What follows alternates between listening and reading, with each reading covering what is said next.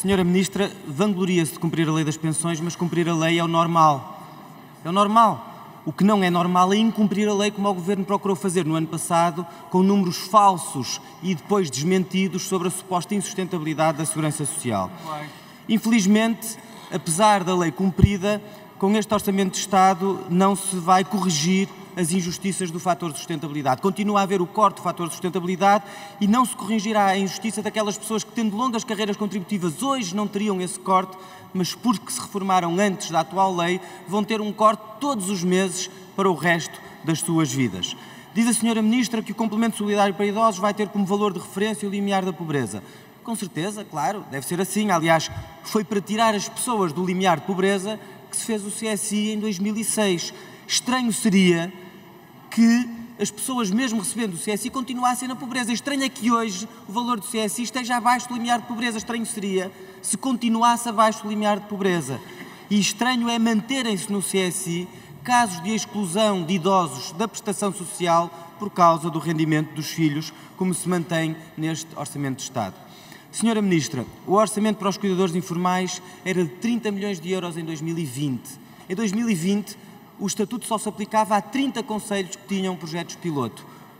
Neste orçamento para 2024, o orçamento é menor do que era em 2020, é menor do que era em 2021, é menor do que era em 2022 e menor do que era em 2023. Tem um corte de 2,3% no orçamento para os cuidadores informais, quando agora não estamos a falar de 30 concelhos, mas de mais de 300 concelhos. Há 870 mil cuidadores informais em Portugal, mais de 200 mil a tempo inteiro, e nem 5% recebem qualquer apoio. A maioria dos cuidadores continua a ser excluída por causa de não ter a mesma morada fiscal da pessoa cuidada, pela condição de recursos, por ser pensionista. Veja, a Sra. Ministra entende que uma pessoa só por ser pensionista, só por ser idosa, fica automaticamente excluída de receber o apoio aos cuidadores informais. É injusto e é perverso. O descanso aos cuidadores informais nem sequer foi regulamentado e a carreira contributiva continua a não ter em conta os anos de prestação de cuidados. A Sra. Ministra fala do apoio à infância, mas as creches municipais vão continuar a ser excluídas do programa das creches gratuitas. A Sra. Ministra e este Orçamento de Estado continuam a rejeitar a criação de uma rede pública de creches, mas também a impedir que as poucas creches públicas que existam possam ter apoio da Segurança Social. E, Sra. Ministra, não há ninguém, e Srs. Deputados do Partido Socialista, conhecem um único autarca neste país, incluindo o Partido Socialista, que tenha uma creche municipal que consiga explicar porque é que as creches municipais não podem incluir o programa, não podem fazer parte do programa das creches gratuitas. Ninguém compreende, ninguém consegue explicar, ninguém consegue concordar, nem sequer aceitar esta injustiça. A Sra. Ministra celebra a política salarial do Governo, mas continuamos a ter 1 em cada 10 trabalhadores que são pobres.